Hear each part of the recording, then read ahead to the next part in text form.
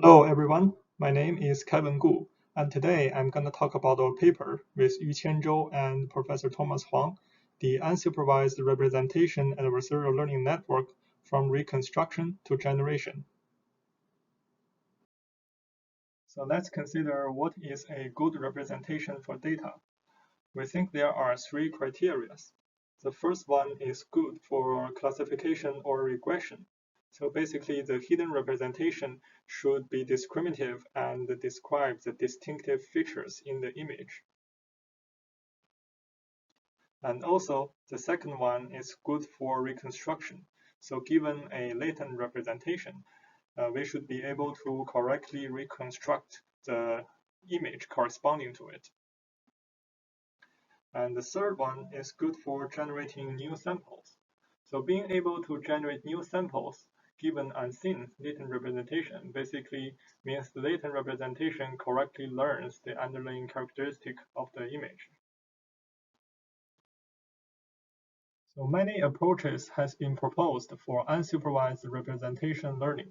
Here, let's take a look at one of them called the Variational Autoencoder, or VAE. So we use X to denote the image and Z to denote the latent representation of the image. The laws of VAE have two parts. The first one is the distribution loss.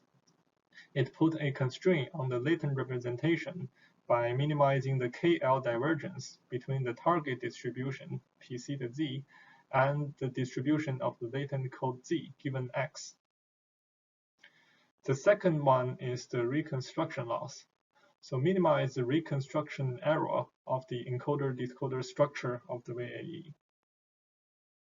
Similar to VAE, the adversarial autoencoder, or AAE, replaced the distribution loss with adversarial training loss.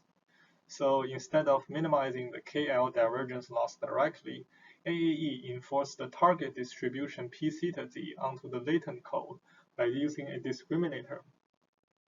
The reconstruction loss, on the other hand, remains unchanged. So here is a structure of the AAE. So now let's take a look at the definition of the conditional entropy, which is the first line here. Since cross entropy will be larger than the entropy, by replacing the Q phi inside the expectation in the first line with another distribution P theta, we will get an inequality of the second line, which is the upper bound of the conditional entropy of the image given the hidden code Z. So now we simply rewrite the expectation in the second line with two terms. The first outer expectation is just an average over all image in the training data X. And notice the inner term is actually the same as the reconstruction loss in the AAE loss.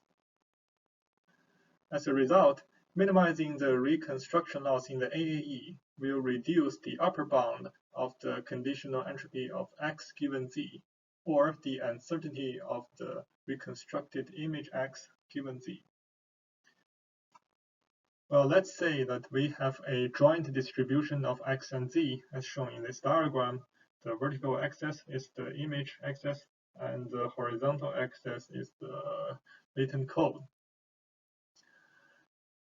And given a latent code Z, as the AAE loss is being minimized, the uncertainty of the reconstructed image will become smaller and smaller, as shown by the red arrow, and the reconstruction will become more and more accurate. As a result, we say that the AAE will learn a representation with a good reconstruction quality. So here is another work on representation learning, the information maximizing GAN, or InfoGAN. The structure of InfoGAN, as shown in the diagram below, is similar to the AAE, but in a symmetric order, where a hidden code Z is mapped to the image X and back to the hidden code Z. The InfoGAN loss consists of two terms. The first one is the adversarial loss. It pushes the generated image distribution to the true image distribution. The second term is called the mutual information loss, which is used to maximize the mutual information between the generated image X and the latent code Z. So again, if we take a look at the conditional entropy, using the same argument as the previous slide, we can show that the upper bound of the conditional entropy Z given X is the same as the mutual information loss in the InfoGAN.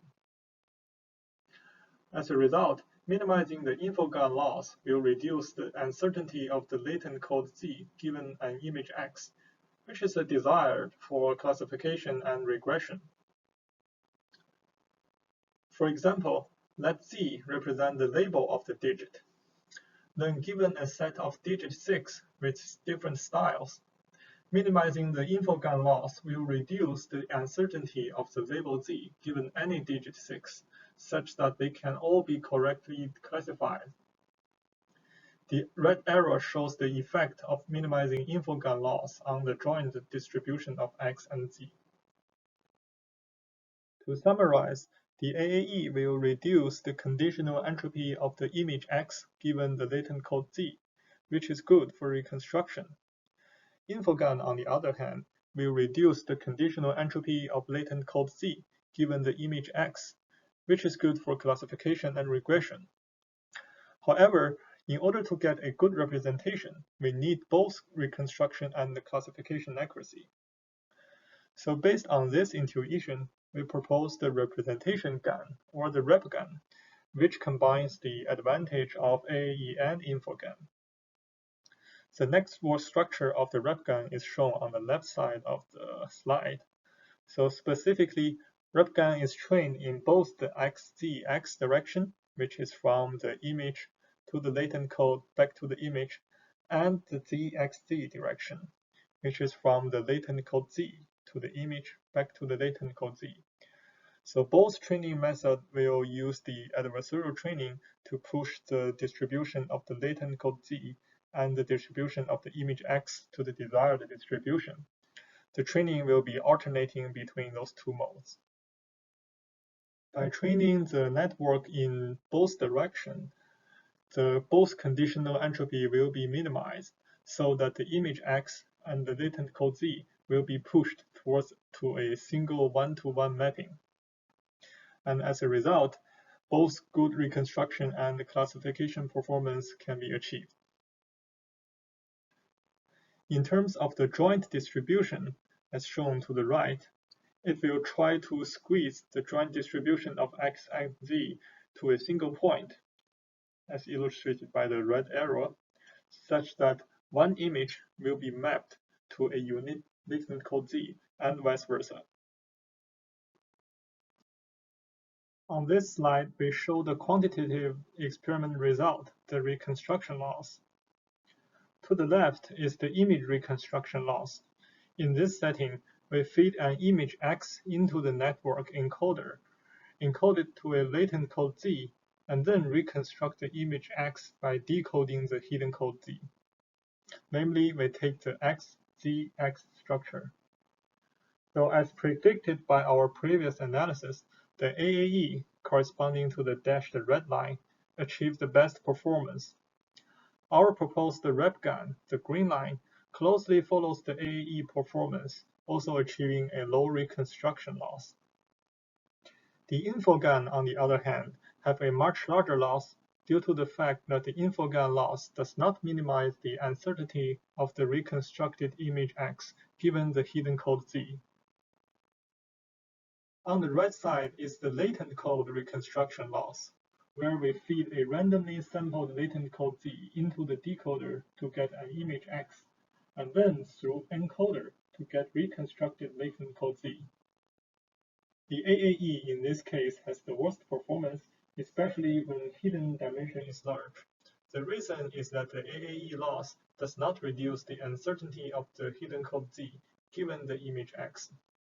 The InfoGAN performs best, which is to be expected due to the fact that InfoGAN loss minimize the mutual information loss between image and the hidden code.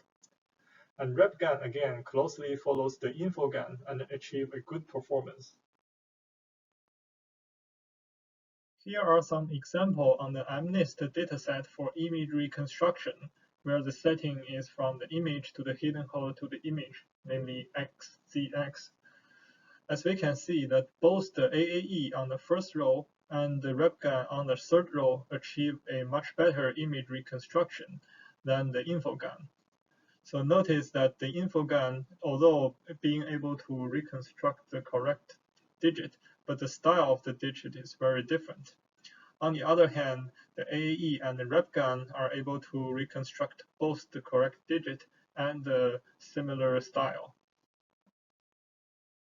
Here are some more examples on the fashion MNIST dataset for image reconstruction. The same as the MNIST, both the AAE and the RepGAN achieve a better reconstruction performance than the InfoGAN.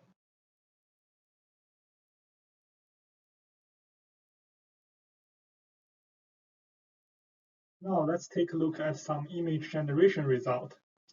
On this slide, we show the generation of 4 different digits, where each digit will show both the latent code with noise and without noise. So let's take digit 3 as an example. For the latent code without the noise, which is this picture, we can see a smooth transition when traversing along each axis. So the horizontal axis represents the tilting angle of the digit, and the vertical axis representing the stroke of the digit. For the latent code with noise, which is this picture, we can see that the style of each digit varies much larger than the previous one. However, the tilting angle and the stroke can still be easily observed along each axis. So this one demonstrates that the RepGAN model was able to learn a good underlying representation of the image data and has a good generation capability. Finally, we demonstrate more generation result on other datasets. This picture shows the generation result for different clothes on the fashion MNIST dataset. Each column corresponds to a different cloth, and each cloth along the vertical direction is generated by varying a single variable in the latent code. We can see that the style of each cloth changes. For instance, this shoe changes from a high heel to a boot, while still preserving the category of each cloth. The picture on the right shows the SVHN dataset, where each column corresponds to a different digit from 1 to 9 and 0. And each row corresponds to a different style of the digit in terms of the style of the writing and the background. The RepGAN model was able to generate sharp digit image with different style and the number. The picture to the bottom left was on the Celeb A dataset. The first row corresponds to the hairstyle change, from less hair on the left to more hair on the right. The second and third row demonstrates the expression change, from neutral face on the left to a more smiley face on the right. Again, the RepGAN model was able to generate clear and realistic samples given an unseen latent code. That concludes our presentation today. I would like to thank you for your time and hope you enjoy the rest of the meeting. Thank you.